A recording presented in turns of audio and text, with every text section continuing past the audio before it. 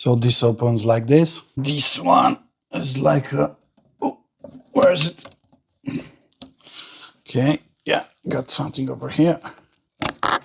Let me just open the glass dome. Okay, here it is. I'll just put it aside here.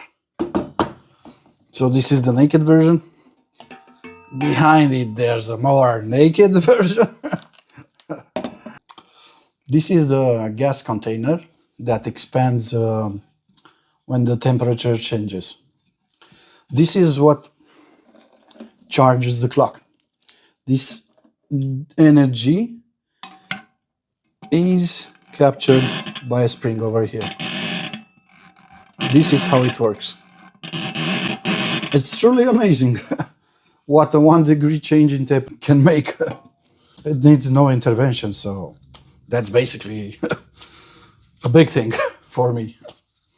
Have you ever had a clock that needs no intervention, that needs no winding, needs no batteries, needs nothing, and it simply just works?